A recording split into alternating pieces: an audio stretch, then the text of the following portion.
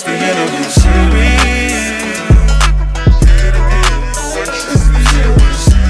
The interview series. It's the interview series. The interview series. It's the interview series. The interview series. But yeah, I think we'll understand. Welcome to the interview series. I'm excited to introduce Juan de la Cruz. Welcome to the podcast, my friend. Thank you for having me. I really appreciate it. Of course. A home inspector. I want to kind of go over who you are, right? So, Sure. Juan has a uniquely diverse background in that his path to become a home consultant has included being a firefighter, an inspector, code enforcer, officer for the city, county agencies, and even a sample collection specialist and analyst in one of the leading environmental laboratories in the country. You've done a lot, my friend. I love it. Juan has had a lifelong passion for building science and has been involved in assessing structures in all phases of construction, deferred maintenance, decay, and distress. His experience includes his experiences, including his last firefight as a volunteer during the Kincaid fire, have enriched his understanding of the spirit of the building and fire code, while his vast list of certifications are indicative of his knowledge of the letter of the code. He holds a degree in communication and conflict resolution, is certified by the State Fire Marshal and the International Code Council, and is a member of the International Association of, there's a back page, Certified Home Inspectors. He's a proud father of 2 great kids, and as an avid outdoorsman and food lover, believes Sonoma County is the best place to live on earth. I love that. There's a lot there, right? I got to ask before we dive into it, why is Sonoma County, in your opinion, the best place to live on earth? Oh, well, I've done a lot of traveling. Okay. So in terms of what satisfies my heart, there's nothing like our coast and just the community we live in. It's such a beautiful place. I'm blessed to call it home. And it's a great place to have as a start off point for other adventures. So yeah. The more I travel, the more I find we really are in a unique place on earth. So yeah, I agree. I'm originally from Oakland, not too far, but I've never really wanted to go back just because of the beauty that Sonoma County has to offer. And when you think about all the people that travel around here to come here, that I think the numbers there speak for itself. So I'm right there with you. Sonoma County is awesome. So. Yeah, a lot of staycations. A lot of staycations, for sure. I mean, you can't go wrong. I mean, you're like on vacation, you just gotta turn off the phone for work, and you're right there.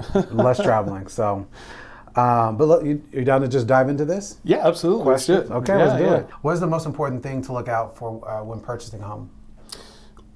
My role as an inspector, and I call myself a consultant, really, because it goes beyond just looking at a home for potential defects. It's really about empowering the client. So I feel that when somebody's purchasing a home, the more information they have at their disposal, the better decisions they can make. So success in my industry, and I presume in yours as well, has a lot to do with managing expectations. So helping people understand what a home inspection is and isn't, but also having a very clear understanding of the present conditions of the home they're potentially buying helps to get some of the emotional component out of it, and they're able to go into the transaction with their eyes wide open, whether it be with regards to their financial means, or even their capacity is to dive in and roll up their sleeves and take care of some of the minor issues themselves. Got it. I love that. I mean, obviously I'm dealing with home inspections a lot with the sellers and buyers, and I think the one question that my buyers ask are, what advantages do inspections offer them? So what advantages would you say that an inspection, like a home inspection, what advantages do they have for the buyers out there? Well, again, it's so that they understand beyond the emotional component what they're getting into. I think when you come into a home, particularly one that's been well staged, and has, is checking off all the boxes, one can get emotionally vested in, this being the right home for me. My job is to come in there objectively and say, these are the issues that the structure has. I'm not concerned so much with the cosmetic at all. So by being able to do a more comprehensive analysis of the home and provide that information in an impartial way, they can then sit down with their real estate agent and determine if it's within their wheelhouse.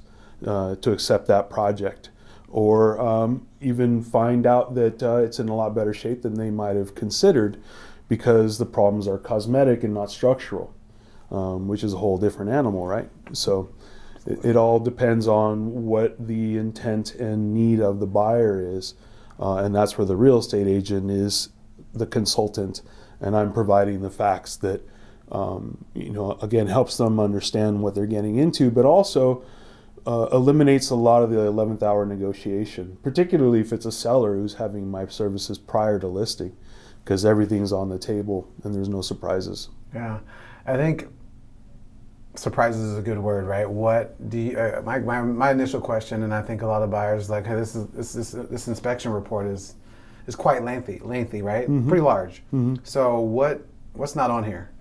I think I see all this stuff. I'm scrolling through it, whether it's on an iPhone, iPad, or my laptop, and so I guess the question is like, what do you normally inspect?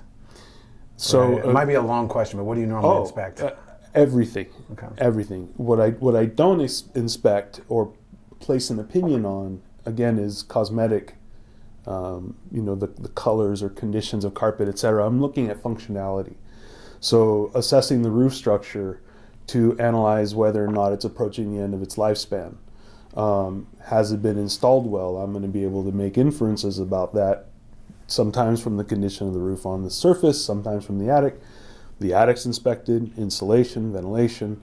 I go down into the interior spaces, looking for conditions such as moisture intrusion or uneven settling. So I'm approaching the entire house as a system, and then analyzing each one of the components and elements in it, everything from the roof to the foundation, structural concerns, electrical, plumbing, everything that can be observed visually. And then if it's a good inspector, they're going to also utilize technology that allows them to go a little beyond what you can see. Okay, I love that. What, from a homeowner's perspective, what would you advise them to do to prepare for a home inspection? Like if I'm getting ready to sell my home, what would you advise homeowners to do to prepare for a home inspection? So to review their home, again, with an objective set of eyes. Sometimes people don't even really bother to analyze their home. What's going on at the eaves, what's going on at the edges of windows, things of that nature. So I think what might illustrate a good way to approach it is, what do I typically find on a home inspection that is easily avoided? Things like dirty air filters for HVAC systems, or GFCI outlets in bathrooms and kitchens that aren't functioning or are not ground fault type outlets. A simple $5 tester at Home Depot will help you understand if that's an issue in your home. Really, it's having a clear understanding of what's been done on the home. Because disclosures are important, right? So that information helps me. And then what they can do physically to prepare for a home inspection is make sure that access points are clear. So one of the limitations I often find is, a crowded closet that I can't get to the crawl space or attic access, or electrical panels that have a bunch of stored stuff in front of them. So those are the basic things that a homeowner can do. But really, I'm there to shed light on the situation, and when it's a seller who's hiring me, they have an opportunity to address some of these issues, again, before the negotiations start. Got it. And what are the easiest things that homeowners can do to kind of maintain their home, to avoid? So if I'm buying a home tomorrow, and then, I sell it in 5 to 7 years, homes are, 7 to 10 years, what can I do? Is there anything that me as a homeowner that I can do from day one to year 7 or year 10 to kind of maintain it? Because that's probably the last thing on their mind is, how can I maintain this home? It's something they want to do, but what's something that they can do to maintain their home? Absolutely. So I think part of the neglect happens that we see the home as, a system that is going to be giving us signs or not going. Here, let me see how I articulate this. The home, like any system, is going to decay, just like our bodies. So if we take good care of our bodies, we're cognizant of its condition, and we're also getting regular checkups. I think homeowners sometimes are neglecting the conditions because they're just not looking under the hood, if you will. So as a homeowner, one of the best things you can do is hire a home inspector, not just when you're selling or buying, but on an annual basis, to say, okay, these are the maintenance issues that are of high priority. Because capturing things like caulking on a window, for example, or catching things like not having flushed a water heater, things of that nature, can become a much more costly problem down the road. So hiring an inspector, that investment, helps to, again, get the emotion out of it and prioritize where should we be spending our household budget before considering, doing that remodel of that bathroom. What's the condition of the roof? And is it going to make sense to put new cabinets when we're going to have a leak in a year? Right? Got it. So essentially, sacrificing a little want for a need. Sure. At first, right? And peace of mind. And peace of mind. And there's also the consideration of the warranty that a lot of homeowners purchase, the 1-year warranty. Yeah. Hire an inspector at 11 months before the warranty's up. Okay, these are the conditions that now merit a call and making a claim. Got it. That's a key one right there. Hiring an inspector at the 11th month mark. At the 11th month mark. How often do you see that? I mean, that's a. It's becoming more popular. I think folks are becoming more savvy of the whole house care and remodel arena. I think television's been a great tool for that. We're seeing a lot of shows about house flipping and buying, etc. So I think also, at least a lot of the buyers that I've encountered are very interested in having a hands-on approach with their home. So again, having information and a report that's very clear, then they can do things like, with the advent of the internet, Google how to, caulk a window or flush a water heater or whatever it may be. Got it. Okay. What do you see as the biggest challenges in the home inspection? In California, the biggest challenge is that it's an unregulated state.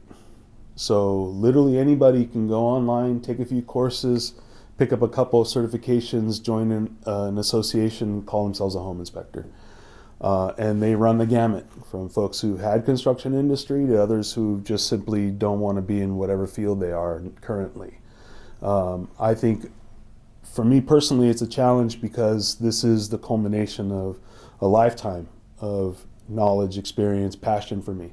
So everything from my time in the fire service, which exposed me to the spirit of the law, right? The reason why we have ground fault circuit interrupters and fire blocking in walls, the reason why, through my experience in code enforcement, that deferred maintenance becomes a health and safety problem for occupants.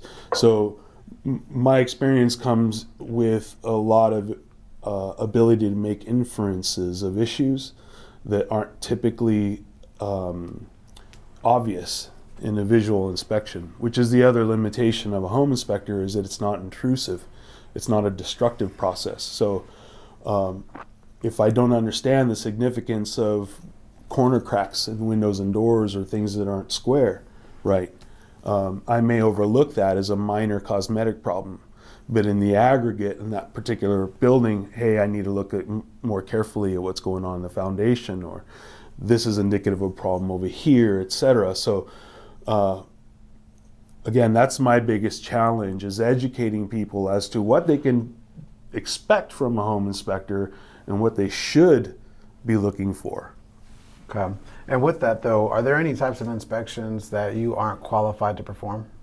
Yes. So anything that has to do with estimation, I can't do. No inspector should ever offer to provide services based on their findings. It's unethical and illegal.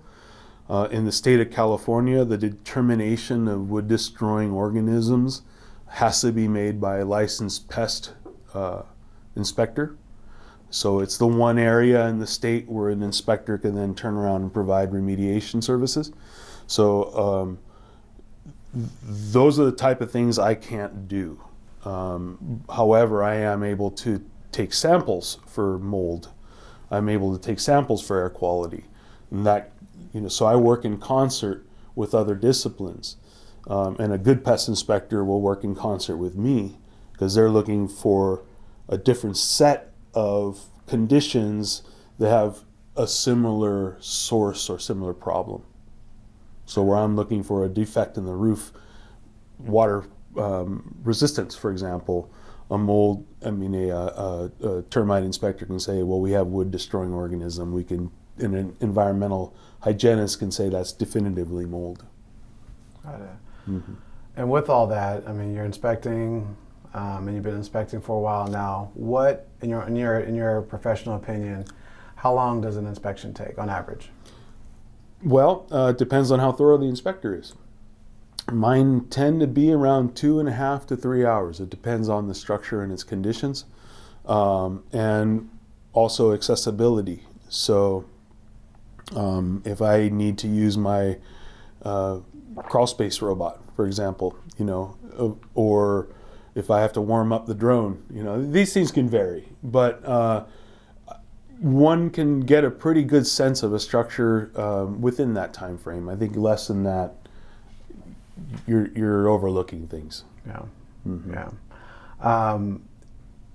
And then for the audience out there, I don't know if this is in there. I think it's a question that was asked to me to ask to you. So, sure. How do you determine a property's market value? A good inspector should not have an opinion on that. Frankly, it's not my wheelhouse. So questions around value are really unique to the individual. So an investor has a different set of priorities than someone who's looking at a home to be their forever home, right? And then there's the whole question about an individual's or an entity's capacity to affect the changes that are required should I find some significant issues, right? So my job as an inspector is simply to lay the facts out and to, as a generalist, defer to the opinions of specialists in the particular disciplines.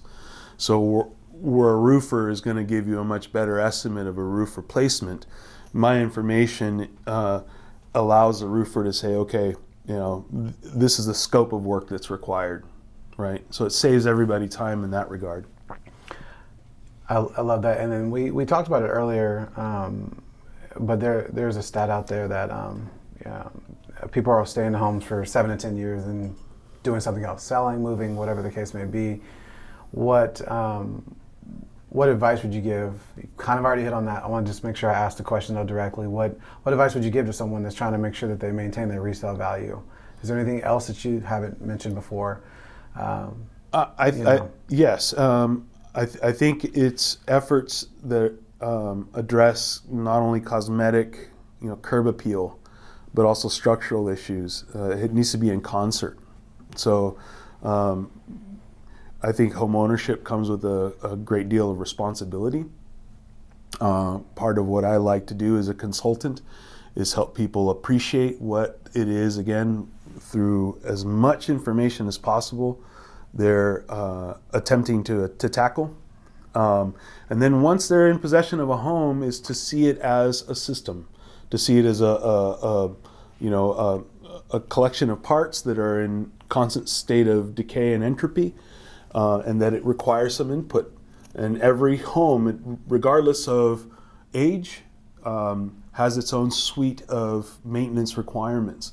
And some of those have to do just simply with the types of materials that are being used, right? So an older home built with heart redwood and redwood siding is going to resist a lot of negligence with regards to moisture intrusion, right?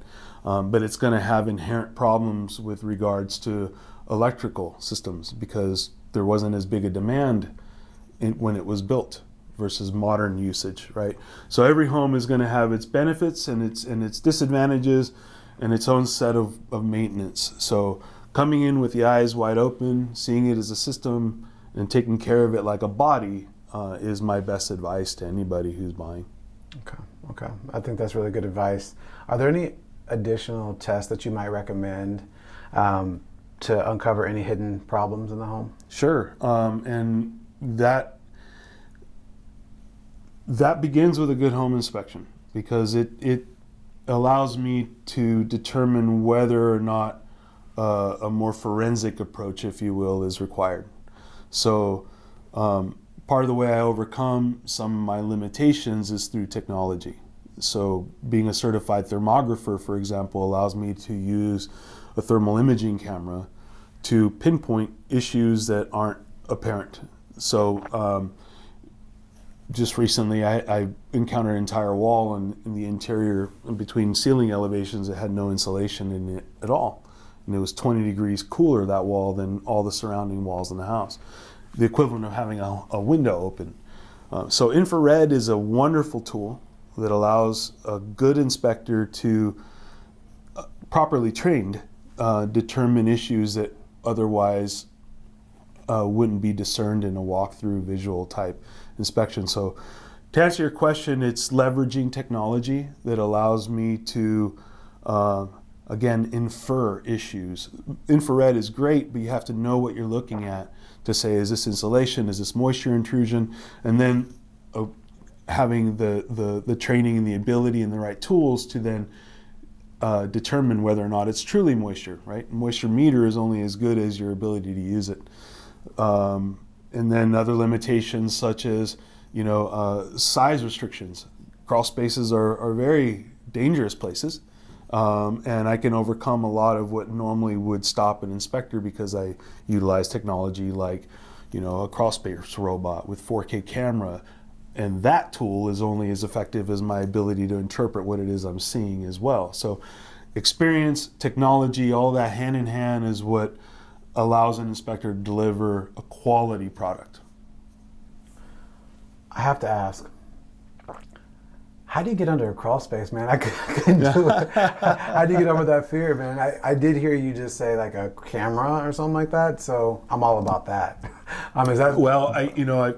In my fire science and firefighting days, there was a lot of confined space. I've done pretty crazy stuff. So personally, for me, it's having trust in my training, my equipment, my having an understanding of my abilities. That being said, I'm also perhaps much more aware than the average guy about the inherent dangers of confined space. We have exposed sewage. There's electrical wires that are dangling and live.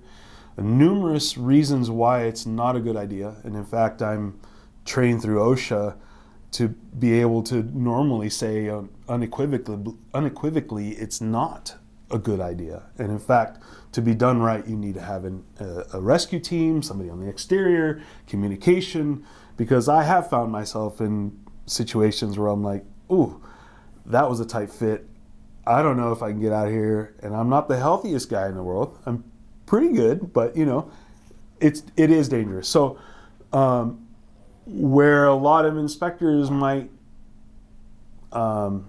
say they do a thorough job, I'm remiss to say that everybody's crawling every inch of a crawl space. So utilizing technology, if done right, and not as a scapegoat, if you will, or I'm not going to do my job right, augments the home inspection. So at every point, I'm looking for ways to do things safer, more efficiently, and deliver a better product for my clients.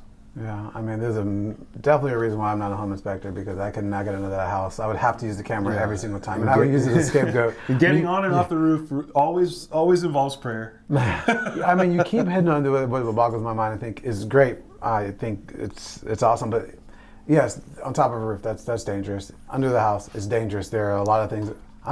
This might sound a little weird, but I'm just talking about the creepy crawlers that are under that thing, man. Just the mindset of getting under there and seeing something like that. That's what goes into my head. You know what I mean? I think you haven't even glossed over that. And so that means you don't have any fear in the world.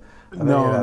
That would be disingenuous to say I don't have any fears. I have a lot of experience that has given me measured caution. So I know when I can take a risk, when I can't. There's certain things I do that require 100% concentration. Like removing the dead front off an electrical panel. No distractions. You know, Yeah. when I'm, you know, Yeah. nobody can follow me up a ladder, for example. So I'm also cognizant of my clients' Yeah. safety. I routinely have someone who wants to climb up that ladder into the attic with me. But are they aware of the fact that if they overstep a ceiling joist, they're going to go through the house? Yeah. Do you know what I mean? Mm-hmm. And is it important in this particular instance for me to make that risk? Mm-hmm. Sometimes it's clear I don't need to, right? So those are all things that come with experience. Yeah. More power to you, my friend. I love it. Thank you. I had a friend ask, because they knew that I was going to be bringing you on, and so I want to make sure I get this question right, which is why I have my head down reading it to you. But what steps should buyers take after your home inspection to ensure their home is safe and secure? Any advice for those? First, read their inspection report thoroughly, because a lot of people will take the summary and just run with it. There's a lot of information in a report, including a tab that says information. It just lets them know, okay, these are things like the age of their water heater, right? So I try to incorporate images of serial numbers, model numbers, so that the homeowner can then cross-reference a chart that I include, which is the expected age of different systems in the home. So I have a water heater, it was installed on this date. I should expect and budget for a new one at this point, right? So it's managing a home kind of the way you do a business, because all the different systems are assets within that overarching, you know, structure that are going to require, again, their own suite of maintenance and their own budgets. So taking the time to establish that maintenance schedule and replacement schedule is really a good idea, so that those things don't become a surprise to a homeowner. Oh my gosh, my roof is leaking. Well, a roof is only expected to last so long. It was this old when I bought it. These are the things I need to be doing every year to maintain it.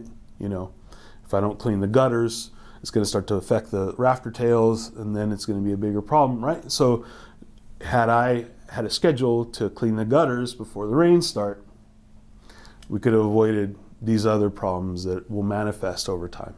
So that's my biggest piece of advice. See the home as a system, divide it into the chunks, the different parts, and then have an idea of their maintenance requirements and a replacement budget. Those are really good tips and tricks. There's just so much to home ownership and purchasing a home before you, like selling a home and also purchasing it. And just there's so many intangibles, which is important to consult someone about that and ask questions, which is also why you're here to kind of break it down. So I appreciate that. I mean, is there anything else that you think the average person might need to know about what you do, what they need to know, or anything else like that? Yeah, again, I think being aware of the fact that, caveat emptor, hey, you get what you buy. And so asking questions of your prospective home inspector. What's their background? Why are they in business? Take a look at their reviews. See how they respond to those reviews. You know, that says a lot about the character of a home inspector, because, you know, albeit very proud of my skill set, I'm equally proud of the amount of time and energy that I've personally invested in emotional intelligence, and being able to articulate problems in a way that isn't charged, you know, because again, this is a very emotional process. A lot of nerves in buying and selling homes, right? So being able to convey information in a way that people can absorb it and use it is really what makes a good home inspector a valuable asset in the whole transaction and in the life of home ownership. I'm really hoping that people will start to see the home inspector as that critical piece to evaluate their home outside of their own emotional, you know, viewpoints. This is just the facts, man. Yeah, right? For sure. Yeah. For sure. Where can, you know, they find you if they have questions, or just they're in their 11th month of their warranty and they want to have someone come in and inspect it? Where can they find you? They can find me online. I'm at bywiseinspections.com or bywiseinspect. Both go to the same website. If you Google search Home Inspector Santa Rosa, you'll find I'm organically at the top of the search after the paid ads. Again, that I think is a reflection of the care and passion that I put into the work I do.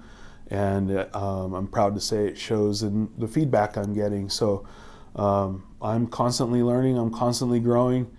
Buywise Inspections is at your service, and that's where you can find me. And also great real estate agents refer me.